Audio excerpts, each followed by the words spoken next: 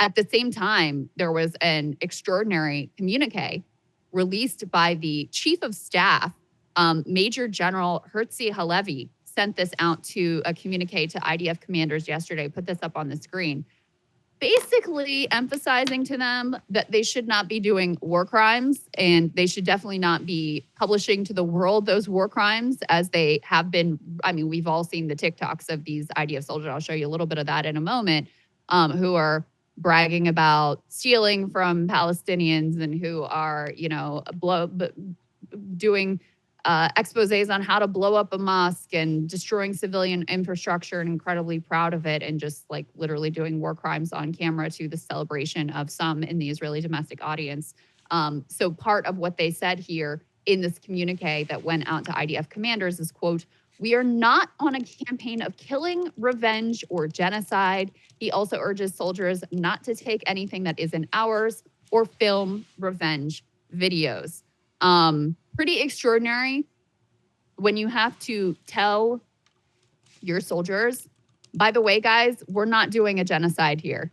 Definitely shows you the commitment to the rules of war when you have to, at least publicly, tell people stop doing war crimes and we're not doing revenge and we're not doing genocide. Just as a reminder of a little bit of what has come out, just, this has been a part of this war from the beginning. These IDF soldiers just very proud of some of the horrors that they are committing. This is another report actually from Jeremy Diamond that we have a piece of over at CNN. Let's take a look at that. This is a how-to video on how to blow up a mosque in Gaza. Format is internet fluent. The content is very real. Filmed, edited, and posted on Instagram by an Israeli soldier. It's one of dozens reviewed by CNN. For many in 2024, social media is everyday life. Israeli soldiers are no different, except they're fighting Israel's largest and most brutal war in decades. In video after video after video, soldiers document the destruction of Gaza and rejoice. They film detonations to use as wedding invitations. Among them are would-be comedians, whose videos satirizing the war show the devastation in Gaza. So you get a little bit of a sense there. And if we could go to the next piece from 972 magazine, there's an increasing focus on the endemic of theft of IDF soldiers just stealing whatever they want from bombed down Palestinian homes. Actually, Haaretz basically celebrated this. I did a monologue on this last week about soldiers going into Palestinian kitchens and stealing food. And, they were doing this glossy lifestyle magazine piece about all these incredible culinary creations of the IDF soldiers from the theft of, cooking supplies and food from a Palestinian population that's literally starving to death. But this expose from 972 talks about not just, these aren't just isolated incidents, but this is just basically accepted. They say Israeli soldiers fighting in Gaza have not been shy about posting videos on social media, gleefully documenting their wanton destruction of buildings, humiliation of Palestinian detainees. Some of these clips were even exhibited at the ICJ as part of South Africa's presentation. But there's another war crime being readily documented by Israeli soldiers that has garnered less attention and condemnation despite its prevalence, and that is looting. They go on later on, they say soldiers who returned from fighting in Gaza confirmed to Plus 972 magazine and Local Call that the phenomenon is ubiquitous and that for the most part, their commanders are allowing it to happen. Quote, "People took things, mugs, books, each one the souvenir that does it for him," said one soldier who admitted that he himself took a, quote, souvenir from one of the medical centers that the Army occupied. So that is part of the context in which the this IDF communique went out, reminding soldiers that they are not doing a genocide and to please not commit war crimes.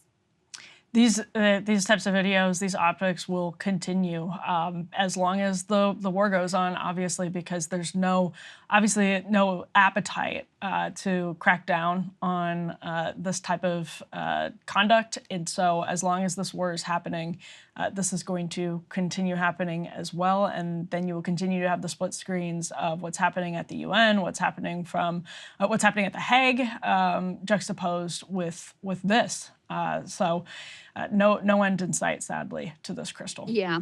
And I want to go one step further, because a lot of people have said, like, why do they let them film these things? You know, why are they willing to put this image out to the world? I mean, of course, the first question is, why are these war crimes being committed in the first place? But then there is another level of astonishment of, like, why don't they crack down on whatever the hell is going on here?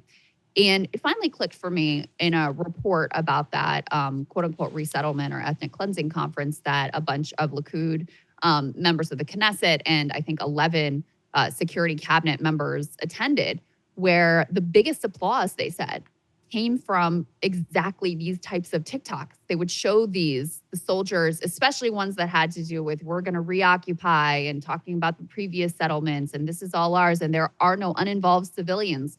That was the content that got the biggest cheers at this conference of everything that was going on. And the reason that was an aha moment for me was because, as we were just discussing, Israel is not going to eradicate Hamas. They have already failed and, been dramatically inept in their key actual stated objectives of, eradicating Hamas, killing their fighters, getting rid of the tunnel system, capturing their leaders. They haven't done any of that. And so in lieu of that, what they can bring to their population is devastation, destruction, and revenge. That's what they're trying to substitute in for victory, since they're failing on all these other fronts. So when you see these things not only being committed, but being publicized and celebrated, at a certain point you go, this is not just like a one-off accident. This is something that someone in leadership is actually fine with, happy about, and, permitting to occur, if not actually encouraging, because that is the only thing that they have that they can bring to their population now, in lieu of actually, accomplishing their objective, let alone making the Israeli population more safe and more secure, which, as you, I think, accurately pointed out earlier, Emily, I mean, this has done nothing but to further imperil the long-term security of Israelis, because how many Palestinians are going to be incredibly radicalized by what you have done to them, to their family, to their children, to their homes, stealing their belongings, blowing up their cultural institutions, et cetera.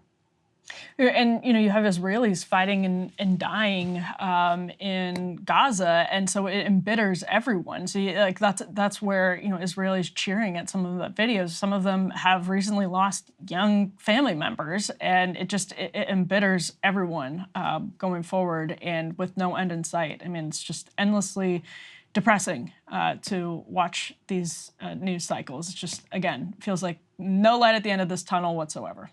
Yeah, indeed. Hey, if you liked that video, don't forget to hit the like button and subscribe to Breaking Points. If you want to see the rest of Counterpoints, go to breakingpoints.com to become a premium member and get the full uncut show every morning in your inbox and on Spotify. Help us build independent news and get the full show every morning at breakingpoints.com.